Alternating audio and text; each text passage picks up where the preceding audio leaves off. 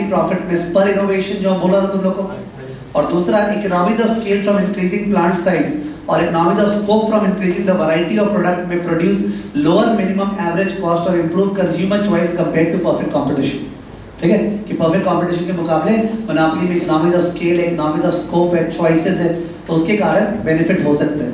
तो एक ही पेज में आर्ग्यू कर दिया the disadvantages the advantages of what monopoly. Now in the next page which we were discussing, page 151, उस पे रेगुलेटिंग नेचुरल मोनोपोलीज हेडिंग दिया ना। रेगुलेटिंग नेचुरल मोनोपोलीज में देखो जो एवरेज कॉस्ट कर्व बनाया हुआ है एटीसी, दिखा एटीसी, एटीसी वो कर्व को ऊपर ले ही नहीं गया, नीचे ही नीचे ले गया इकोनॉमीज ऑफ स्केल। ठीक है, और उस पे एमसी कर्व फ्लैटिश है, एमसी कर्व दिख गया होगा फ्लैटिश, एमआर कर्व और डिमांड कर्व भी दिख गया। तो now they have mark the number of points, ये लोग मार्क किया है MR equal to MC, QM दिखा, QM दिख गया होगा फर्स्ट वाला आउटपुट, उसके नीचे 750 यूनिट लिख दो, जैसे अपनी कॉपी में जो बोल रहे थे 750 यूनिट, तो 750 यूनिट बनेगा अगर मोनोपोली को फ्री छोड़ दे। क्या छोड़ दे? फ्री का, तुम्हारा जो मन है तुम वो चार्ज कर। तो MR इक्वल टू MC और PM देखा ऊपर, PM प्राइस देखो ना, प्राइस PM, ओके, PM को सपोज 200 रुपया लिख दो, 200, PM को 200, तो मोनोपोली वाला 200 रुपया चार्ज करेगा और बनाएगा कितना यूनिट? 750 यूनिट से, अगर उसको खुला छोड़ देंगे तो। फिर अपने बोले सबसे बेस्ट है P equal to MC, QMCP दिख रहा है, QMCP एकदम लास्ट वाला क्वांटिटी QMCP, उसके नीचे 1000 यूनिट्स लिख दो, 1000 यूनिट्स, QMCP 1000 यूनिट्स। और जो प्राइस है ना PMCP जो एकदम लोएस्ट प्राइस है उसको लिख दो सपोज 100, उसको लिख दो 100। यानी अगर वो लोग को बोले कि तुम लोग को प्राइस वही चार्ज करना पड़ेगा जो मार्जिनल कॉस्ट होगा, तो this is the point they will operate. एक बार फिर से उस पॉइंट पे जाओ, QMCP को हम देख रहे हैं, हम QMCP को देख रहे हैं और उसके ऊपर एवरेज टोटल कॉस्ट को देख रहे हैं। किसको? एवरेज टोटल कॉस्ट को। वो ऊपर है कि नीचे है? ऊपर है, मतलब कॉस्ट तो ज्यादा है एज कंपेयर टू प्राइस, तो फर्म को क्या होगा? प्रॉफिट या लॉस? लॉस। तो फर्म बोले कोई हालत पे हम एग्जिस्ट ही नहीं करेंगे, या तो मेरे को लॉस दो। तो P इक्वल टू MC, वो जो QMCP है उस पे कोई डेड वेट लॉस नहीं है, सोसाइटी का सरप्लस मैक्सिमाइज्ड है, बट फर्म लोग मानेगा नहीं वो, बिकॉज वो लोग का एवरेज कॉस्ट हायर है प्राइस से, तो वो लोग क्या हो जाएगा? लॉस। तो इसलिए मिड पाथ अडॉप्ट किए। मिड पाथ कौन सा है? P equal to AC। तो जो प्राइस कर्व था वो ATC को जहां पे काटा देखा, और वहां पे वो लोग QACP बनाया। QACP कितना? 850। QACP is what? 850, और प्राइस चार्ज किया परहैप्स 150, प्राइस 150। क्या इससे डेड वेट लॉस खत्म हो गया? एकदम ही नहीं। क्या इससे डेड वेट लॉस कम हो गया? यस। ठीक है, तो you are able to reduce the dead weight loss, not eliminated. Okay, so that is what they have written under regulating monopoly. ठीक है, एक बार राइट अप क्या लिखा हुआ देखना। Regulation can take two forms, MC pricing, AC pricing. MC pricing maximises societal surplus just like perfect competition by charging a price P equal to MC. However, this will set P less than ATC and a negative economic profit, which will lead the firms to seek an exit strategy, or you subsidize us. AC pricing में regulate a price where P equal to ATC, less societal surplus, मतलब dead weight loss हुआ है, but allows the firm a sustainable return on capital. कम से कम firm भागेगा नहीं, okay, रहेगा industry. ठीक है, so that is regulating natural monopolies. Yes. नहीं, अगर AC का ऐसे गिरते ही जा रहा है तो MC का भी स्टेप का हो जाएगा। ठीक है,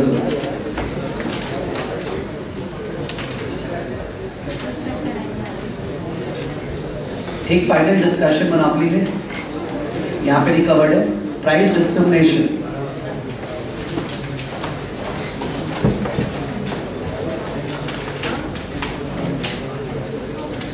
प्राइस डिस्क्रिमिनेशन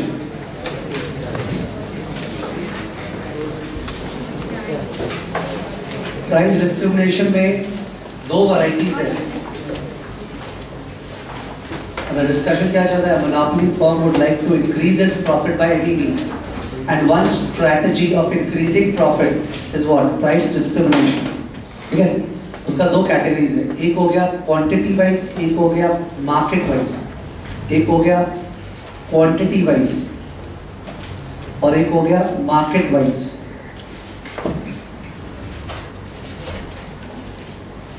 क्वांटिटी वाइज क्या होता है? सपोज एक प्रोडक्ट का डिमांड कर्व है P is equal to 40 minus 2Q. P is equal to 40 minus 2Q is the demand curve for the product. तो फर्स्ट यूनिट का कंज्यूमर कितना देने तैयार है? 38. फर्स्ट यूनिट का 38 ना, सेकेंड यूनिट का 36, थर्ड यूनिट का 34. अभी तक जितना आपने इकोनॉमिक्स किया ना, उसमें ये डिस्कशन हुआ है कि अगर 3 यूनिट्स बेचेंगे, कितना यूनिट्स? 3 यूनिट्स, तो बेचते हैं तीसरे के दाम पे. अभी तक पूरे इको में assumption ये है if we sell 3 units, so we don't sell the 3 units at different prices, we sell the 3 units at a price of the third unit, price of the third unit. तभी तो total revenue का formula था P into Q. तो तीसरे unit का price क्या आ रहा है? 34. तो हम लोग बोलते हैं TR is equal to 34 into 3 ना. That means what? You are charging 34 for the first, second and third. First degree discrimination, ये जो है first degree discrimination, ओके, इसमें मोनोपोली फर्म क्या होगा? अगर 3 यूनिट्स बेचेगा तो फर्स्ट यूनिट का कितना लेगा? 38, सेकंड का 36, थर्ड का 34. यानी हर यूनिट का अलग अलग प्राइस चार्ज करेगा कंज्यूमर जो देना चाह रहा है उतना. यानी कंज्यूमर सरप्लस क्या हो जाएगा? 0. कंज्यूमर सरप्लस क्या हो जाएगा? 0. बिकॉज कंज्यूमर सरप्लस इसलिए राइज कर रहा था पूरे चैप्टर में शुरू से, बिकॉज जहाँ पे क्वांटिटी आता था ना, हम तो कंज्यूमर सरप्लस का डायग्राम काफी बार बना चुका.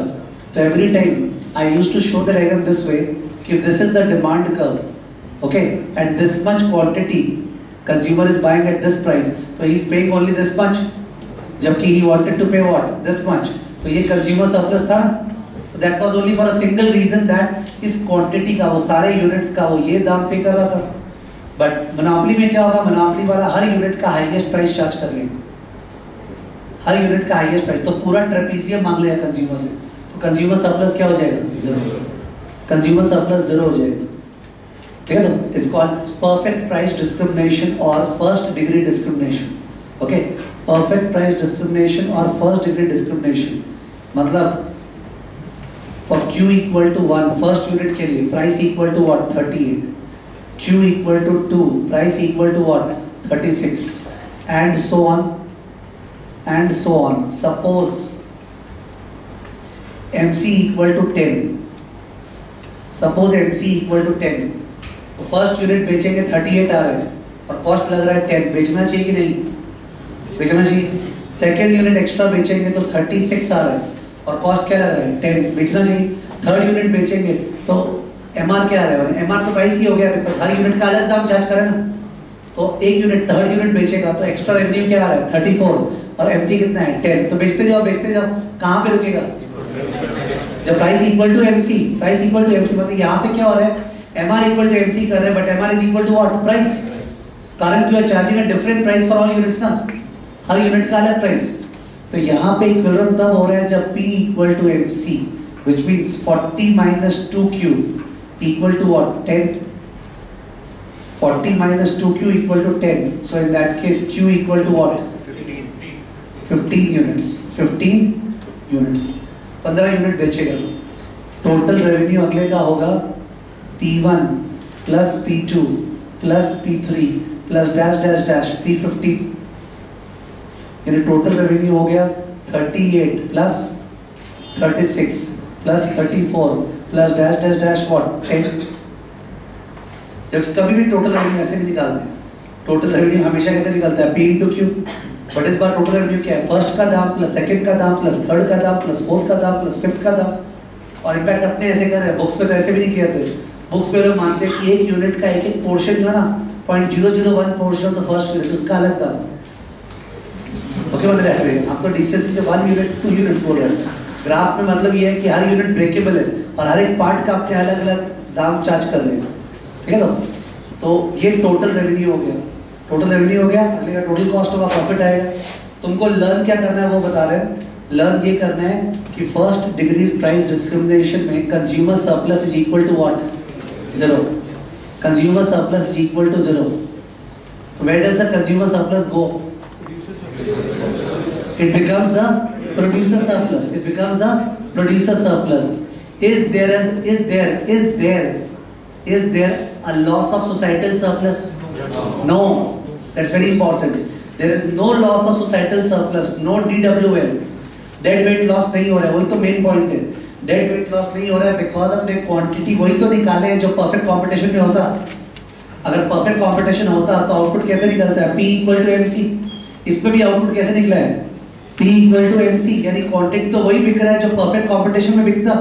यानी सोसाइटी का सरप्लस वही है जो परफेक्ट कंपटीशन में होता, बट डिफरेंस ये है कि परफेक्ट कंपटीशन में वो सरप्लस कंज्यूमर और प्रोड्यूसर दोनों बांटता, और यहाँ पे सारा सरप्लस कौन खा गया? प्रोड्यूसर। तो no loss of societal surplus, ठीक है, no dead weight loss, but the entire surplus is what? Producer surplus. There is no consumer surplus. Okay, the producer extracts away the entire consumer surplus.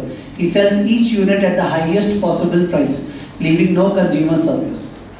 ठीक है ना? तो ये गलती नहीं हो जाए। मीन क्या है कि perfect price डिस्क्रिप्शन तुम्हारे मोनोपोली में बैठाया हुआ होगा, मोनोपोली में डेड वेट लॉस होता है, क्वांटिटी कम होता है, प्राइस ज्यादा होता है। बट अगर वो लोग फर्स्ट डिग्री मोनोपोली बोल दे, फर्स्ट डिग्री मोनोपोली, उसमें डेड वेट लॉस नहीं होते, क्वांटिटी उतना ही होता है जितना परफेक्ट कॉम्पिटिशन में होता है। Okay, quantity is the same as in perfect competition. There is no dead weight loss. ठीक है? Consumer surplus becomes zero. It is extracted by the producer. ठीक है? So it's important. गलती होने का स्कोप रहता है. First degree discrimination. Because एक बार आप ये बैठा के चल रहे हो कि मोनोपोली में क्वांटिटी कम है, डेड वेट लॉस है. अभी आपको ये बैठाना पड़ रहा है कि फर्स्ट डिग्री में डेड वेट लॉस नहीं है. ठीक है? ओके.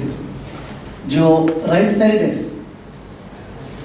मार्केट वाइज, वो अपने सबको पता है जनरली। मार्केट वाइज वो बोल रहे हैं कि हम मोनोपोली फर्म है और हम 3 मार्केट्स में माल सप्लाई करते हैं, 3 मार्केट्स में, ठीक है, 3 मार्केट्स में माल सप्लाई करते हैं। मार्केट 1 का कंज्यूमर्स लोग का इलास्टिसिटी ऑफ डिमांड लो है 0.4, मार्केट 2 का इलास्टिसिटी ऑफ डिमांड थोड़ा हाई है 1.2, और मार्केट 3 का इलास्टिक डिमांड 2.2 है, 0.4, 1.2, 2.2। तो आई नो दैट कौन सा कंज्यूमर्स लोग को एक्सप्लॉइट करना एकदम इजी है? मार्केट 1। ये लोग इलास्टिसिटी क्या है? 0.4। तो इन दैट केस ये लोग से प्राइस क्या चार्ज करेगा? ज़्यादा।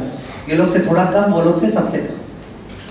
ठीक है? तो मतलब जो आपको पता है कि आप 2 मार्केट्स को टारगेट कर रहे हो और दोनों पे इलास्टिसिटी अलग अलग है, तो इन दैट केस जिस मार्केट में इलास्टिसिटी कमती है उस मार्केट में प्राइस क्या चार्ज करेंगे? ज़्यादा। और जहाँ पे इलास्टिसिटी ज़्यादा है वहाँ प्राइस क्या चार्ज करेंगे? कम। ठीक है ना? But the price differential should be less than the cost of intermarket operations to prevent arbitrage. The price differential should be less than the cost of intermarket operations का मतलब इधर से इधर जाने का जो कॉस्ट है, कॉस्ट, ओके, मेरे को डिफरेंस ऑफ प्राइस उससे कम रखना पड़ेगा, जिससे कोई इधर से उठा के उधर बेचने नहीं रखे। ठीक है? to prevent arbitrage. So price differential should be less than the cost of intermarket operations to prevent what? Arbitrage.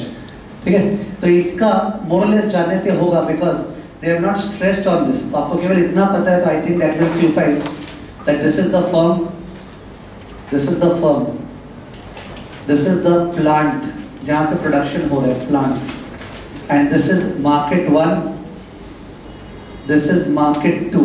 2 market में माल सप्लाई किया जा रहा है। तो यहाँ से प्रोडक्शन हो रहा है, वो 2 जगह जा रहे हैं, प्रोडक्शन हो रहा है, वो 2 जगह जा रहे हैं। ठीक है? तो यहाँ का एक MC है, there is a marginal cost, there is a marginal cost, और market 1 का there is a P1, E1 and MR1, market 2 का there is a P2, E2 and what? MR2। तो प्रॉफिट मैक्सिमाइज करने के लिए MR1 should be equal to MC and what? MR2 should be equal to MC। Okay, तो वैसे निकलेगा कि P1 और P2 क्या चार्ज करेंगे। प्रॉफिट मैक्सिमाइज करने के लिए क्या हो गया? MR1 equal to MC and MR2 is equal to what? MC। ठीक है? इसका नतीजा क्या है? कंक्लूजन्स ये है, if E1 less than E2, if E1 less than E2, then P1 greater than P2। जहाँ पे इलास्टिसिटी कम, वहाँ पे कंज्यूमर कमजोर है, उसको प्राइस क्या चार्ज करेंगे? ज़्यादा। If E1 less than E2, then P1 greater than P2। charge a higher price in the market with lower elasticity. ठीक है? charge a higher price in the market with lower elasticity. Higher price in the market with lower elasticity.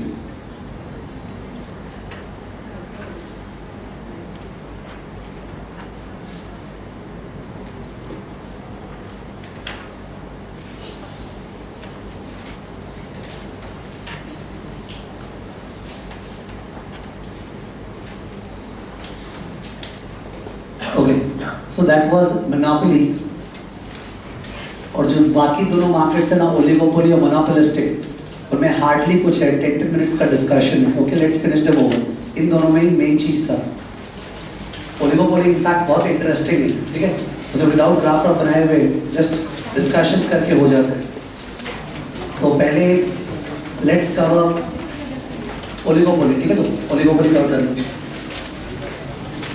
Oligopoly market में what should I say, there are few independent firms और there are few interdependent firms, which is the correct language? Okay, oligopoly market में there are few independent firms या फिर few interdependent firms. Interdependent firms कल बताया था ना, अगर duopoly market है, टेलीकॉम इंडस्ट्री है, एयरलाइन इंडस्ट्री है, ठीक है, किंगफिशर को इससे उसको इससे पूरा मतलब है ना उन लोगों को, बिकॉज एक की कुछ करने से दूसरे को डायरेक्ट फर्क पड़ेगा। तो they are what, interdependent, few interdependent firms which are trying to take decisions strategically, trying to take decisions strategically. Okay, so few firms, that is okay, and the firms are what, interdependent, that's the main word, interdependent firms. Strategic decision making, strategic decision making, strategic decision making.